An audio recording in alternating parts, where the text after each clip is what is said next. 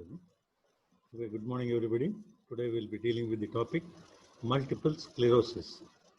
Sclerosis is internal fibrosis with a hardening. Sclera means hard, sclerosis. So it is multiple. Now, what is multiple sclerosis as such? It is an autoimmune disorder of the central nervous system characterized by chronic inflammation, demyelination, gliosis, and neuronal loss with the lesions classically disseminated in space and time.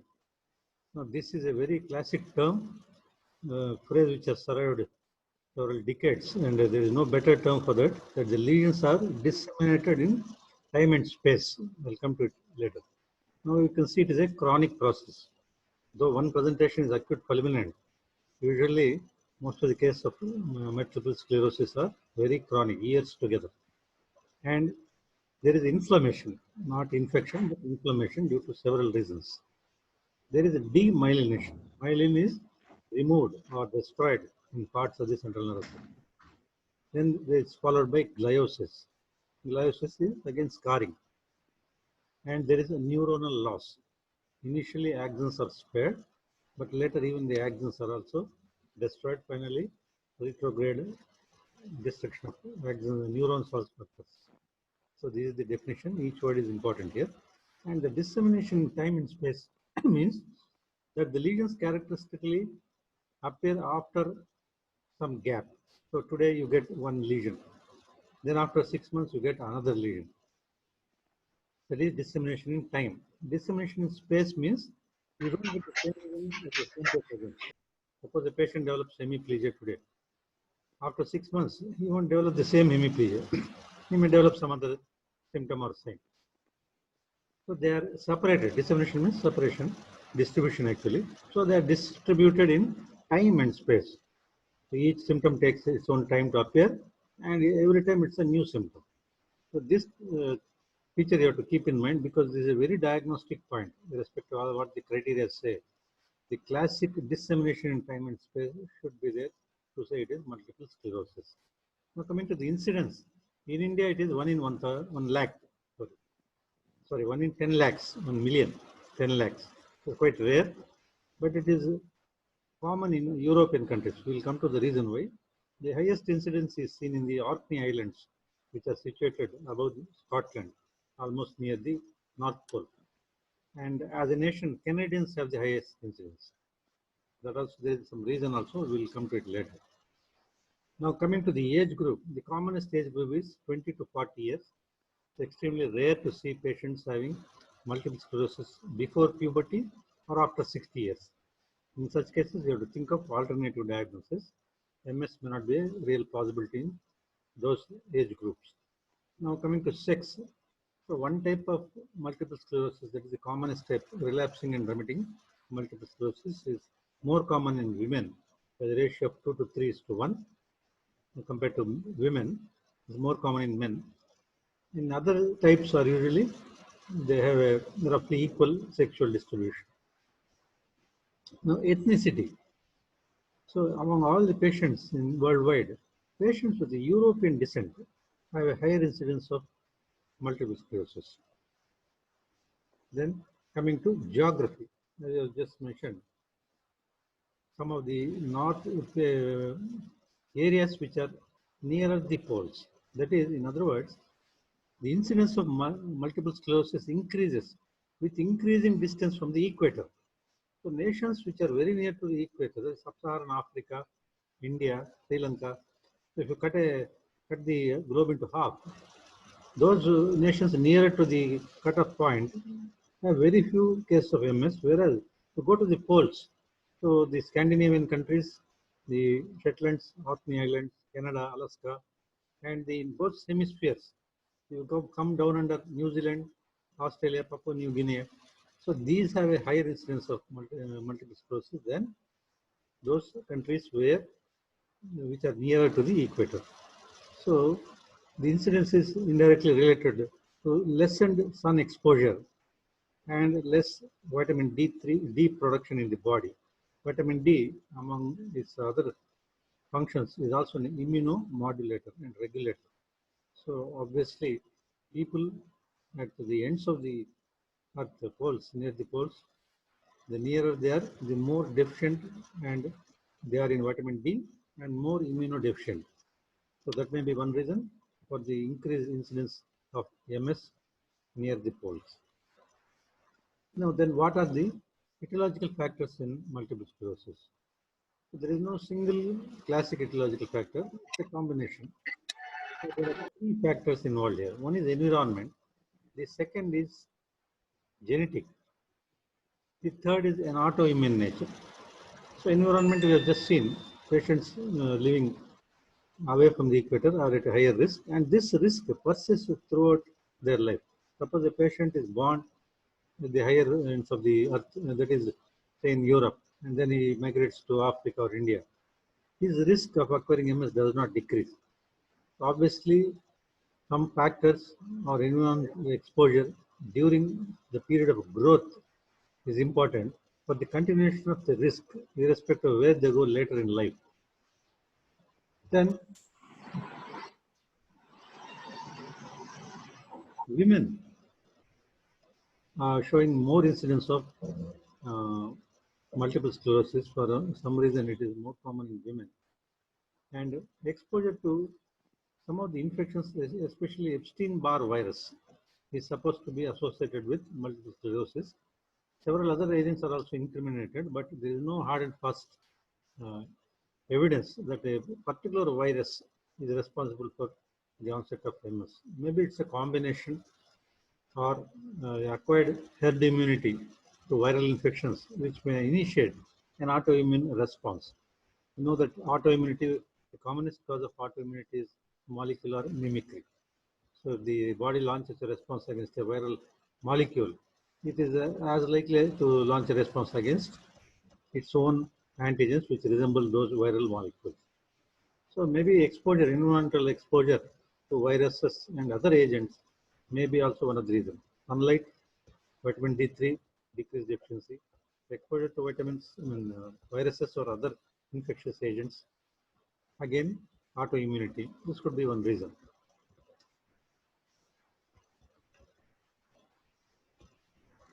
One more characteristic feature which may be responsible for the development of MS as far as the environment is concerned is smoking, especially passive smoking. Smoking, actually the lung is the center for activation of T lymphocytes, one of the prime centers for activation of T lymphocytes, which take part in the autoimmune reaction. Therefore, the smoking, nicotine and other particles contained in smoke may activate such clones of T lymphocytes which launch an autoimmune attack. That is one theory postulated. We do not really know the percentage of smokers going into MS, but there is a definitive relationship between smoking and MS. Now coming to genetic, the genetic part of multiple sclerosis is multifactorial. There is no single gene or a group of genes, but in most of the cases where you think of a genetic basis, it is the HLA DR which is involved, and among that HLA DRB1 gene, which is situated in the second region of the major histocompatibility complex, that is supposed to be involved. And other genes coding for interleukin 7 receptor, interleukin 2 receptor, CD266, and LFA3, that is T cell co-stimulatory molecule. So it stimulates the T cell, one molecule. So genes involved in expressing these particular molecules are also said to play a part. But there are more than 200 genes which have been identified so far. So we really do not know how many of the cases are purely genetic, or are they really purely genetic. Most of the commonest understanding is that it is a combination of environmental factors against a genetic background which induces an autoimmune response. So it combines all three features of the etiological aspect. Now, genetically, whites are more susceptible to MS than Africans or even Asians.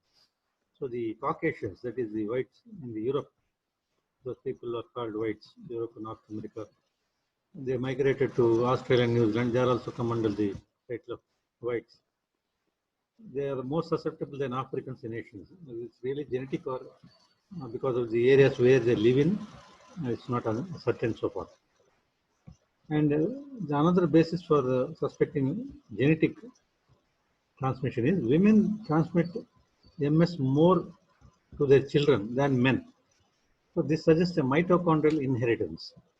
So several factors are involved in the genetic makeup of an individual who is susceptible to MS. Unfortunately, we are not able to pinpoint a single gene or a group of genes or a single environmental factor.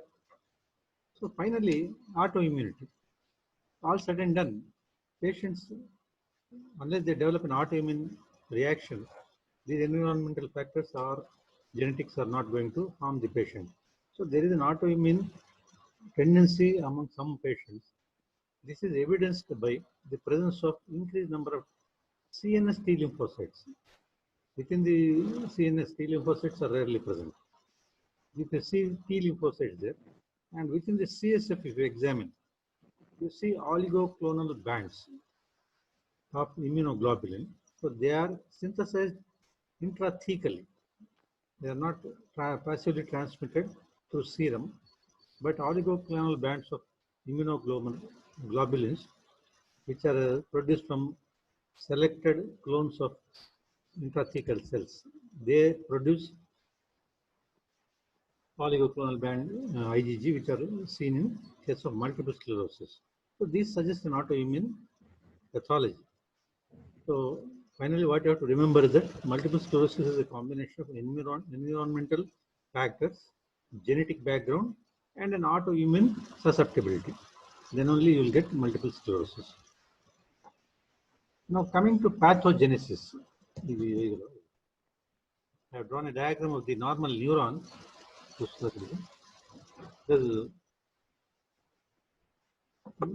దాని continuation వస్తుంది ఎట్లా పెట్టారు అది ఏదని చెప్పింది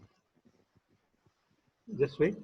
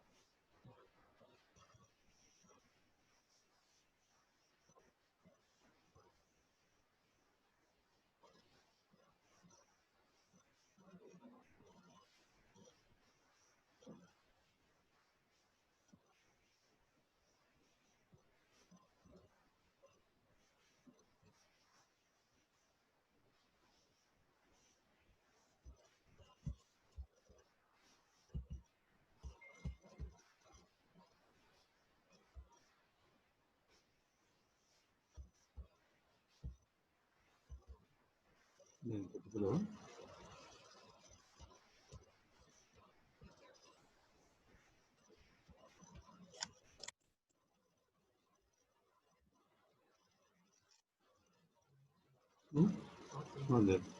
The diagram I think is turned a bit, but nevertheless you can make out that the central nervous system is made up of neurons, mesenchymal cells, and neuroectodermal cells, among which are the astrocytes. The red ones are the astrocytes. Astro means star-shaped cells with several dendrons. Then you get the ependymal cells. Ependymal cells line the central nervous system, that is the spinal canal and the ventricles. Then the oligodendrocytes. Oligo means less, dendro means hair. So the cells, green cells having less hair, one or two hairs are there. They are actually filaments. They are few, so they are known as oligodendrocytes. These are the cells which produce the myelin sheath. The green longitudinal thing I have given. This is the neuron. It has several axons. An axon from a neuron will communicate with other axons of other neurons. So this continues like that. So this green sheath is the myelin.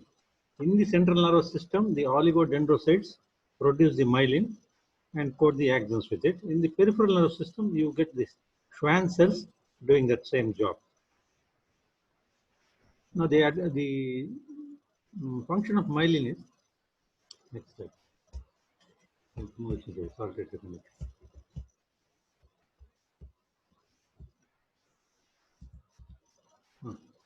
Now, this is the myelin sheath. These are actually the nodes of Ranvier, and this is the myelin sheath. The axon is a straight for diagrammatic purposes. It is described as straight, and each node you can see is a bit swollen. The thing is derived from the Schwann cell or the oligodendrocyte. The sheath contains nodes of Ranvier, and any nerve impulse which is arising in the central nervous system will not pass through the axon in a slow or steady way. It will jump from one node of Ranvier to the next node. So this distance is covered very fast. It is up to 70 meters per second, faster than any human being can ever run. 70 meters in 1 second. So that is the known as saltatory nerve impulse. If you remove the myelin sheath, it will go only at 1 millimeter per second, extremely slow, so 70 times slower. So your responses will be slow, your action will be very, very slow. You know the meaning of saltatory?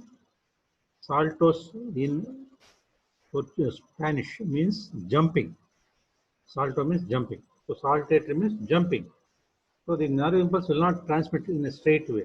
It will jump from one node to another. So very rapidly the impulses reach the terminal point where they are supposed to reach. Suppose there is a loss of myelin sheath. You can see that there is no myelin in the diagram below, diagram B. So here, up to here, the conduction is fast. Then it becomes very slowed down. Then there is, again, it may be retained after some time or maybe not. So there is a conduction block, obviously. So this conduction block is responsible for several of the symptoms which we see in multiple sclerosis. The area of loss of myelin sheath is known as area of demyelination.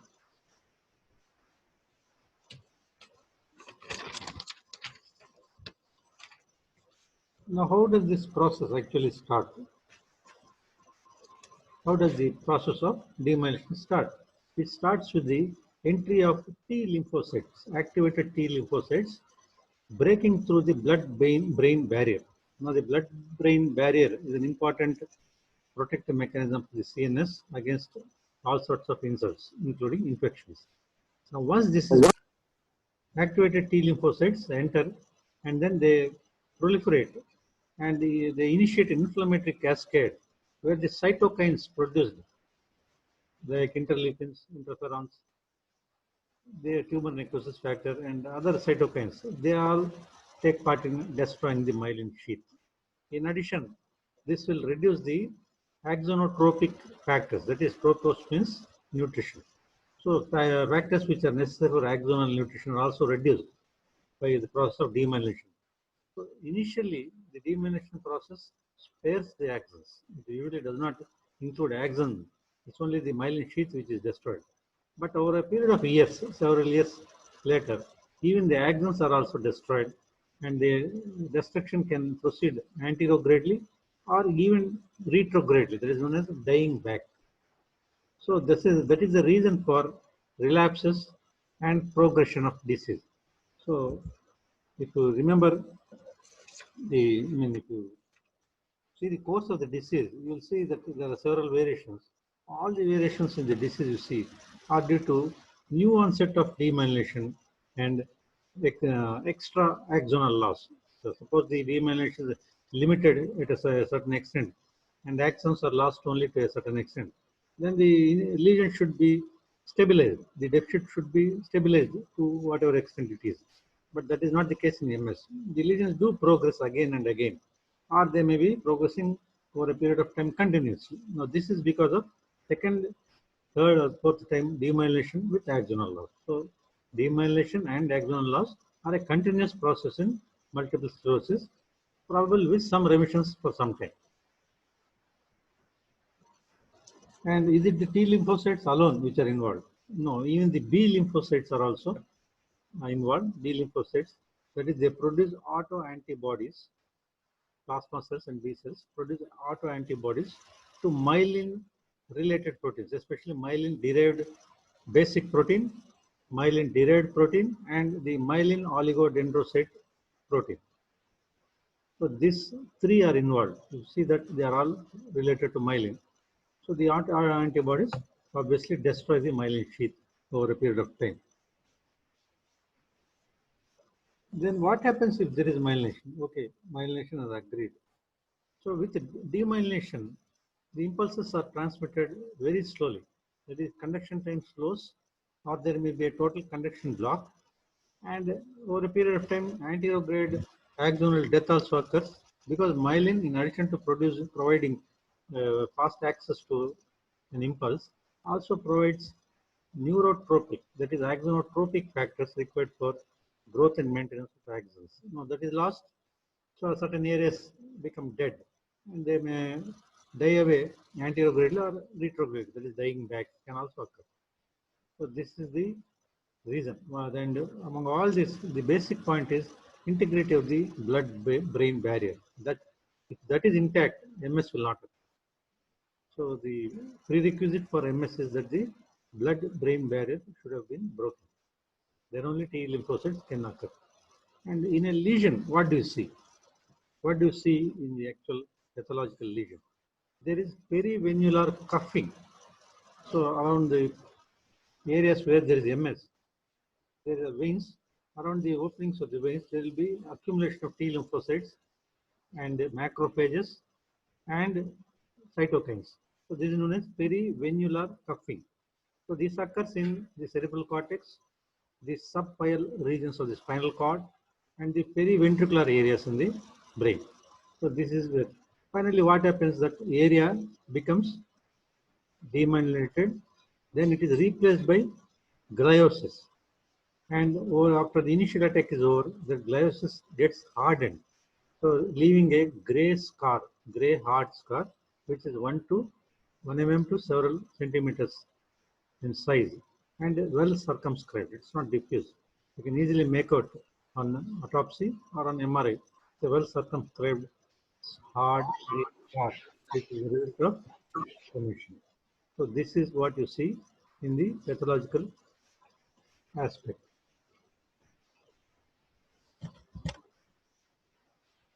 What are all the other slides I gave you? That's not for Hamilton, that was from Davidson. That's not what you gave on the, okay, you remove it. Just CNC and with one MRI picture. Now you see that the arrows point to areas of demyelination. You can see that described and discrete and well circumscribed. The whitishness is due to the gliosis, and they are present if you observe. These are the cerebral hemispheres. This is the periventricular area. This is cerebral cortex, and you can see just above the third ventricle, or this is the corpus callosum. The third ventricle. The arrows point out to areas of demyelination just above the periventricular area. And even in the spinal cord, you can see a plaque. So this is a smooth transition, but here there is a plaque. That is subpial accumulation of gliosis in the spinal cord. Here you can see several small areas of different sizes and shapes. So this is how it looks on an MRI. The same thing you can see on autopsy also, because they are whitish gray. They can be easily made out in the autopsy also. Next, coming to clinical features.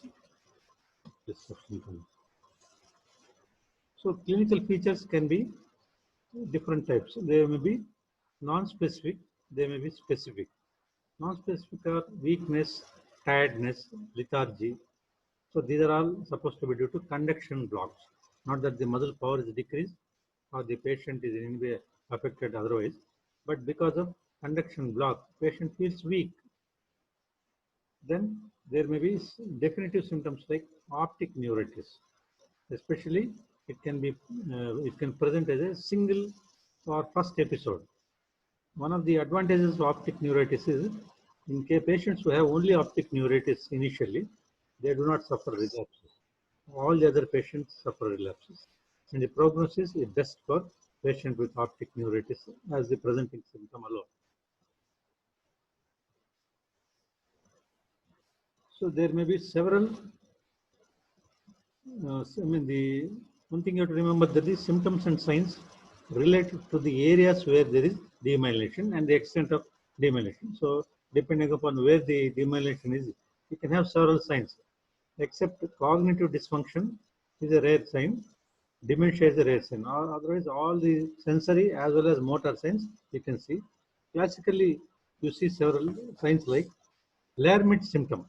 Lermit sign means when you flex the neck, there is a sudden electric shock-like sensation which passes from the neck up to the feet.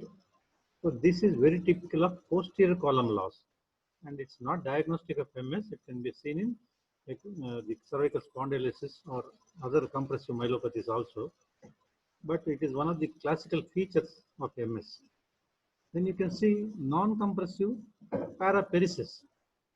So paraparesis means all both the lower limbs are involved, and the lesion is not compressing the spinal cord. It's only the lesion within the spinal cord which is causing that. So depending upon the site of lesion and the extent of the lesion, you can get different types of symptoms.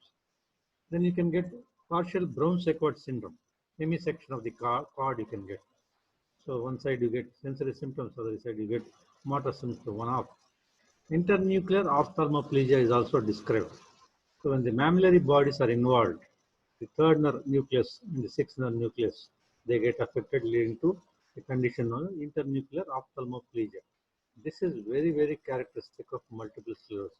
Can occur with tumors other than MS, but also in a non-carcinogenous patient, probably the only diagnosis for internal ophthalmoplegia will be MS. And you can have tremor. It's known as Holmes tremor. Then classically, you may have trigeminal neuralgia.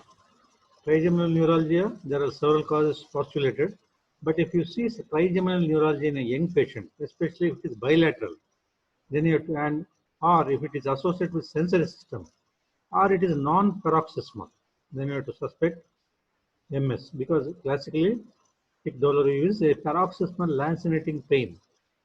But in MS, it is not paroxysmal and it does not leave any sensory deficit, trigeminal neuralgia. But in MS, there is a sensory deficit. So if it is trigeminal neuralgia is associated with sensory symptoms, you have to suspect MS. Similarly, hemiphageal spasm can also occur. Facial myokymia can also occur. These are all due to seventh nerve involvement.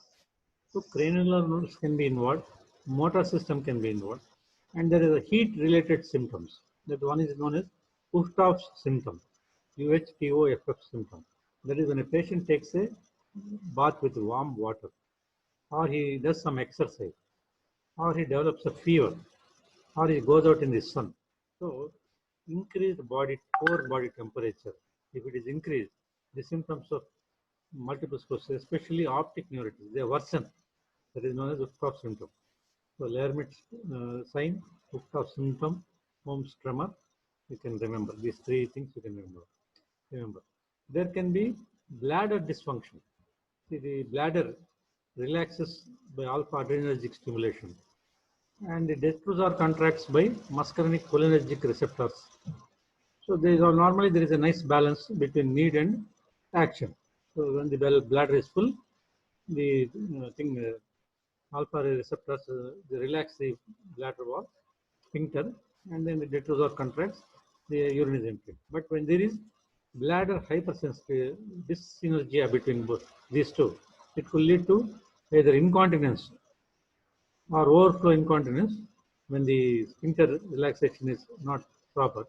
It could lead to retention. If the detrusor is overactive, it can lead to urgency, incomplete emptying, and then recurrent infections also. So this is one aspect. People can have constipation also, or they can have fecal incontinence. So both are a possibility. So almost all systems in the body are involved. So these are the, but if you observe, most of them are non-specific. There is nothing diagnostic, no symptom or sign is diagnostic of multiple sclerosis. So then you can have seizures, you can have recurrent facial palsy.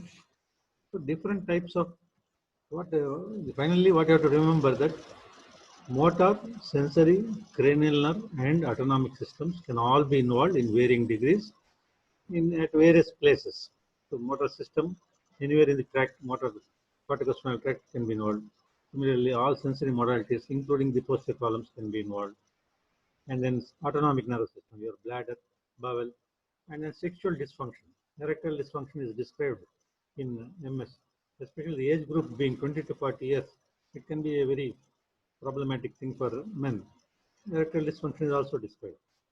So almost all parts, especially except the vital cardiovascular, respiratory, and GAT symptoms, almost all are described. So you can write a long list of symptoms whichever you like. There is nothing specific or diagnostic for multiple sclerosis. So then what is the course of multiple sclerosis? So all said and done, these uh, symptoms occur altogether? Symptoms may occur in different types.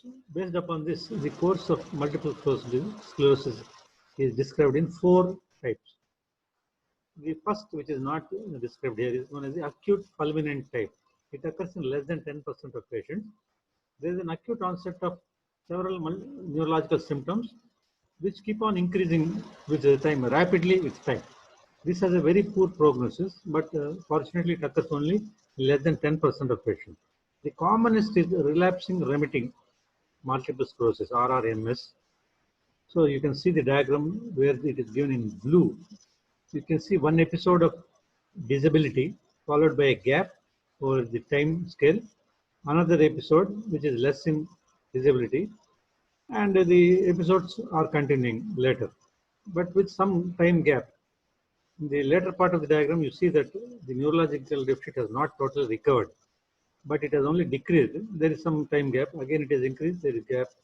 Again, it is increased. There is a gap. So this continues like that. Or there is no need that the relapse should always be there.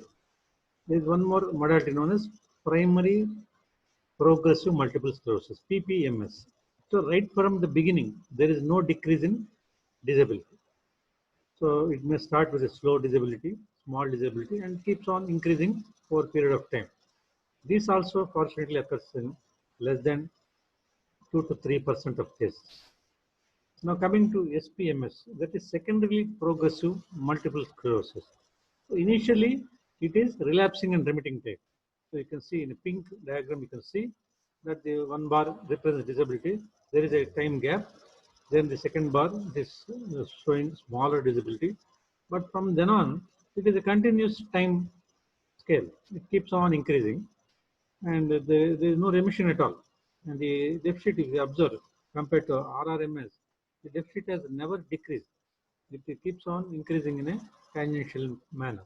So secondary progressive multiple sclerosis is actually supposed to be a terminal point for relapsing remitting multiple sclerosis. And primary progressive multiple sclerosis, acute fulminant multiple sclerosis. Relapsing remitting occurs in about 80% of cases.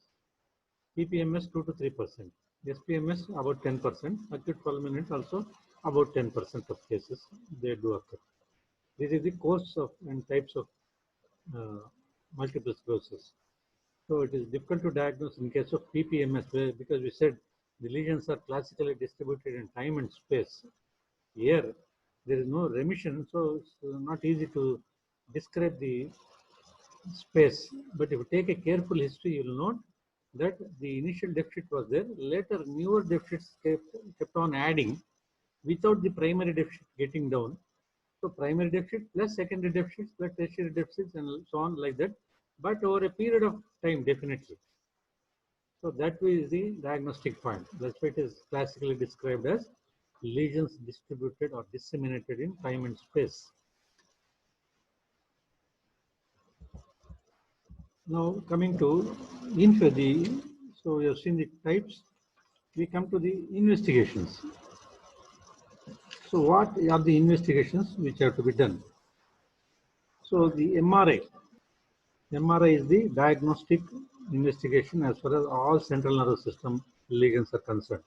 So it picks up all plaques, and one more advantage of doing an MRI, it will exclude other diagnosis of MS. So that is a very important tool, and in fact the criteria, diagnostic criteria all include MRI lesions to be there. If this we already discussed, because this is a MRI film. You might be seeing all the lesions here. Now we can take evoked potentials also. That is, you subject the patient to certain sensory modality. So sudden light, flickering lights or a checkerboard pattern of lights, they will induce visual evoked potentials. The most significant of the evoked potentials are visual evoked potentials. The advantage is it can pick up even silent lesions. Patients having MRI lesions but not showing any symptoms, you may not think in terms of MS. But if you do a VEP, visually evoked potential, then you can pick up some of the cases. The auditory evoked potentials are also used, and somatosensory evoked potentials are also used, but they are not much of diagnostic value in case of MS. So they are not routinely used. Only in rare cases they are useful. Then finally the CSF you can do. The CSF will show pleocytosis, and then a moderate or light increase in protein only, but the proteins will contain oligoclonal bands. They are made up of IgG, immunoglobulin G, and derived from clonally restricted T lymphocytes within the CNS. Normally, you don't get lymphocytes in the CNS, but when there is these T lymphocytes cross into the CNS, they do enter the CSF also and produce some immunoglobulins that are, they are known as oligoclonal IG that you can see as banding pattern. If you do an examination of the CSF, we can find oligoclonal banding. So these are the things which are important. So others are all dependent upon the differential diagnosis. It's a long list of differential diagnosis. So based upon DD, you can order several investigations like serum electrolytes, X-ray chest, angiotensin converting enzyme for lung pathology. This is for lung pathology. So B12 deficiency, anti-nuclear antibodies, that is for the connective tissue disorders, antiphospholipid antibodies, classically seen in SLE, or you can do an electrophoresis, you can see the oligoclonal band. But depending upon the differential diagnosis, if you think it may not be MS but some other thing, then you order an investigation. So you have to include the diagnosis of MS as well as exclude other causes of disease which may simulate MS. That's the two things you have to do. Basically, MRI, evoked potentials, and CSF. These will clinch the diagnosis of MS. To exclude other causes, then you have to do some other investigations. Okay.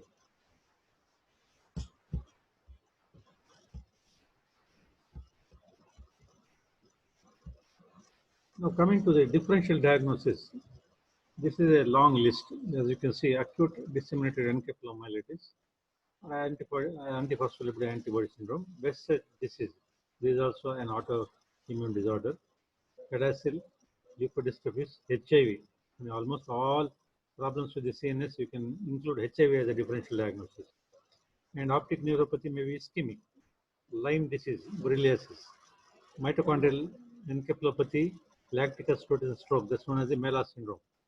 Neoplasms and other autoimmune disorders like Sjogren's syndrome, SLE, and then HTLV infections, vascular malformations, or vasculitis, and vitamin B12 deficiency. Vitamin B12 deficiency is a differential diagnosis almost all CNS lesions because it can involve motor as well as sensory as well as posterior column involvement. Almost all parts of the central nervous system can be involved with B12 deficiency.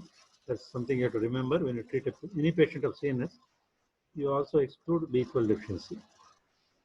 So now, so there comes so much confusion. What are the diagnostic criteria? You could say like McDonald criteria. So initially, the Poser Committee criteria, 1983, were formulated. Later, several other criteria came up. Now, the recently accepted criteria are McDonald's criteria, 2011, and subsequently modified in 2017 also there. List of most important with objective clinical evidence.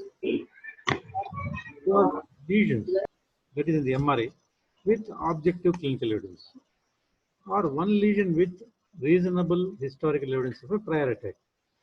So, taking together, there should be at least two or more attacks, either clinical or MRI wise.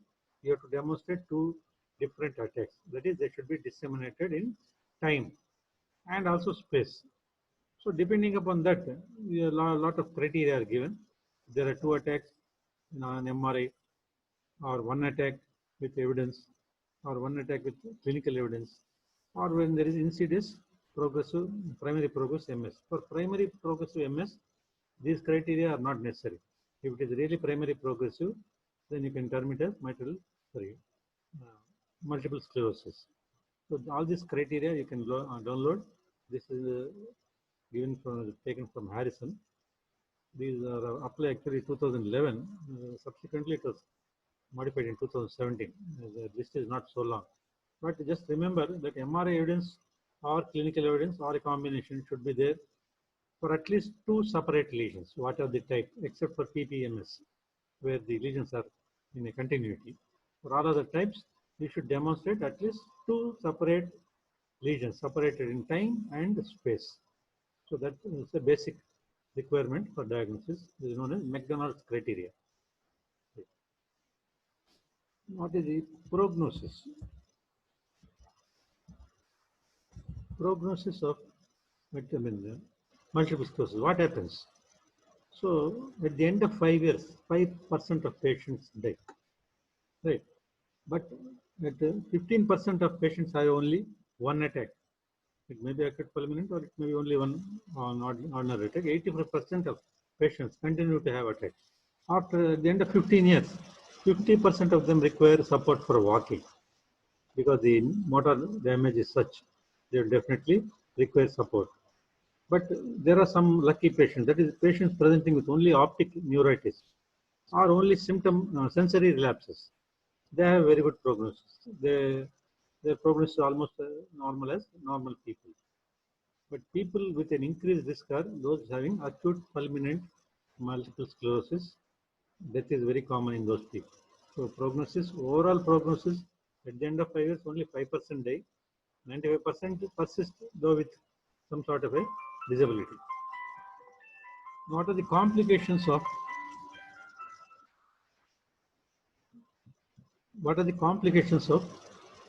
multiple sclerosis? One is they are related to therapy.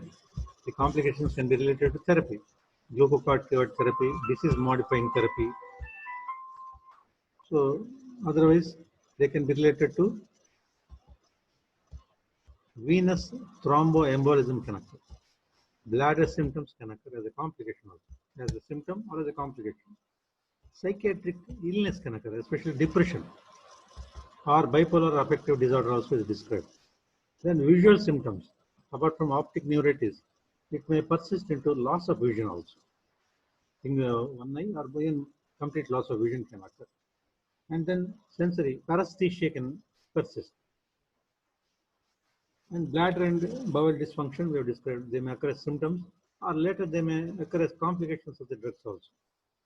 So finally, cognitive impairment. This is not a routine feature of multiple sclerosis, but at a later stage, even the cerebral cortex is extensively involved.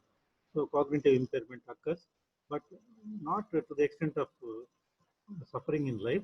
He can carry on his life, but there will be some amount of cognitive impairment. That can be a complication of multiple sclerosis.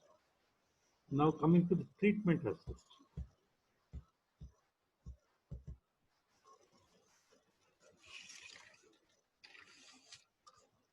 Treatment has several approaches. The first approach is to treat the acute attack. So acute attack is it written here?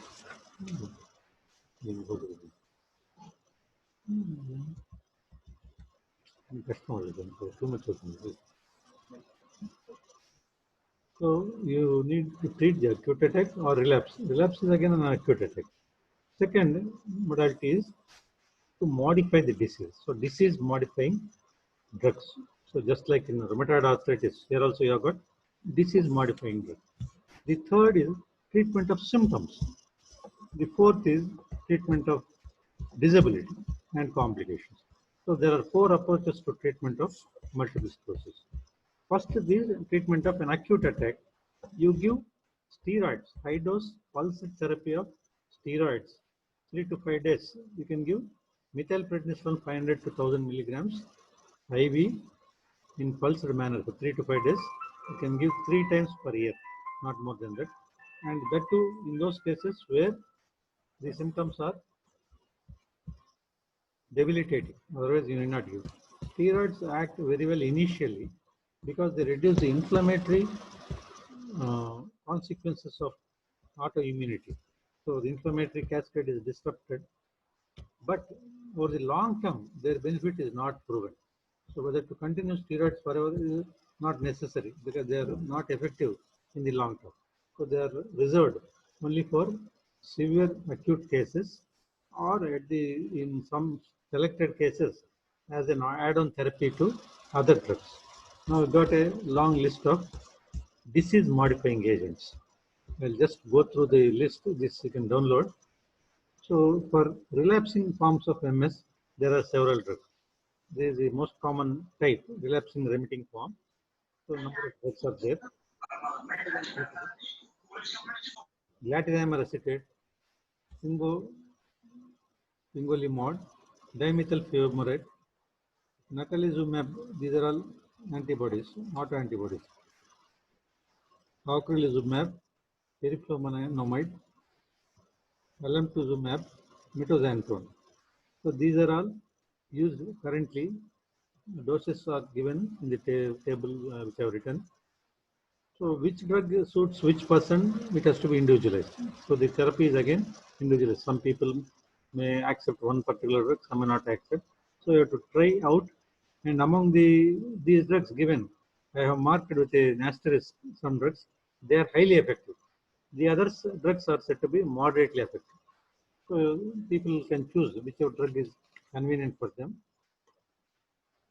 So that is for relapsing remitting MS. For secondarily progressive MS, the best drug is high dose interferon beta. This is for high dose SPMS. For primary progressive multiple sclerosis, the drug of choice is ocrelizumab. So these are all drugs of choice. So wide range for relapsing remitting, but limited range for progressive MS. But you have to individually tailor the drug, the dose and the drug you have to tailor according to the patient's response. So other agents are also described. They have got limited benefit and they may work in one patient, may not even work in other. They are the azathioprine, methotrexate, cyclophosphamide, which we routinely use as immunosuppressive drugs. Then you can give immunoglobulin IV or methylprednisolone or stem cell transplantation. Now in the acute attacks, one more modality which has been prescribed is plasmapheresis. So you give 50 to 60 ml of transplant, you give exchange, plasma exchange 50 to 60 ml per kg body weight. But how far it is useful has not been clinically proved. So that's only a temporary measure. It may not be successful in most of the patients. After these drugs, there are a long list of drugs which are supposed to be useful, but they do not have any scientific validity. So at present, these are the drugs which are in use for multiple sclerosis. The third modality of or approach for treating MS is the treatment of symptoms. For each symptom, we have got separate drugs. So I have given a list of the symptoms, major symptoms for which there can be separate. Now, these drugs are in addition to the disease modifying agents. They are not exclusive. So if there is ataxia or tremor, you can give sedatives like clonazepam or primidone, or you can give a beta blocker like propranolol, which reduces the tremor, or give you wrist weights. The patient can use the wrist weights. They stabilize the risk to some extent. And then if there is spasticity, you give central muscle relaxant like baclofen or tizanidine or dantrolene you can give. And there is weakness, you give potassium channel blockers you can give like 4-aminopyridine. Weakness due to loss of potassium is a complication of corticosteroid therapy. So when you give corticosteroid therapy in the acute phase, especially high doses you are giving, you have to supplement potassium. You ask the patient to take a low fat, high potassium diet, and low sodium diet also. And then there is distress or hyperreflexia or this dysenergy with the sphincter. If it is hyperreflexive, you give atropine derivatives like oxybutynin, hyoscine, or you can give other drugs like tolterodone or sulfasalazine. Then if there is dysenergy between the detrusor muscle and the sphincter, you give terazosin or phenoxybenzamide. Then when there is depression, you give antidepressant agents like fluoxetine, sertraline, venlafaxine. If fatigue is there, you can give amantadine, methylphenidate or modafinil. Cognitive problems are there, you can give lisdexamfetamine. When there are paroxysmal symptoms, you can give a carbonic anhydrase inhibitor like acetazolamide, or you can give an anti-epileptic like phenytoin or carbamazepine. And then for erectile dysfunction, you give a phosphodiesterase 5 inhibitor, that is sildenafil or vardenafil or tadalafil. So sildenafil you see has got several other uses, but apart from ED, it is also used in pulmonary hypertension. Remember, heat sensitivity. Then there is no specific drug to avoid heat sensitivity. You avoid the environment or wear protective, that is cool clothing, or you have, if you can afford, have an AC, air conditioning. So these are some of the treatment of some of the symptoms. So all the other symptoms you have to treat symptomatically, but all these are in addition to disease modifying agents. So a combination of drugs you have to wisely choose depending upon the side effect of the disease modifying drug. Now coming to the question of pregnancy. So what to do when a patient with MS becomes pregnant or becomes pregnant and then develops MS? So pregnancy will actually reduce the relapse rate of MS. So relapses are very few. But during the postpartum period, there is a rebound phenomenon. Relapses increase during the postpartum period. So if the pregnancy has to be continued, it has to be continued with the warning that the patient will develop more relapses after delivery. And if it's a planned pregnancy, it is better to stop disease modifying agents 8 weeks before planning conception and then resume them only after stopping breastfeeding, because all the disease modifying drugs are teratogenic. So this is for pregnant women. For other types of population categories, the treatments don't change. They are the same for women, whatever the age, or men.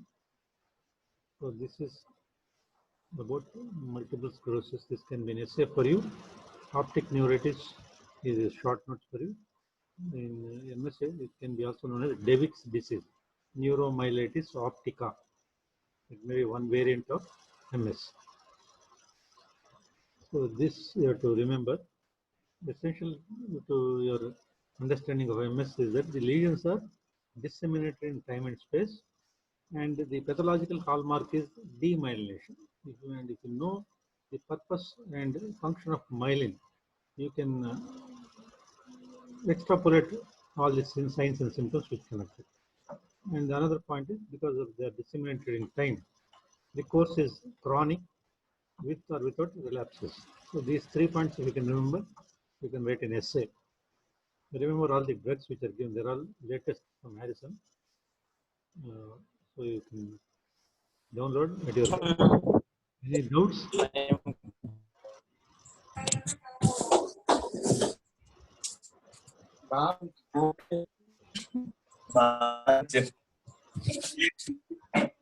Human Sai, what is your doubt?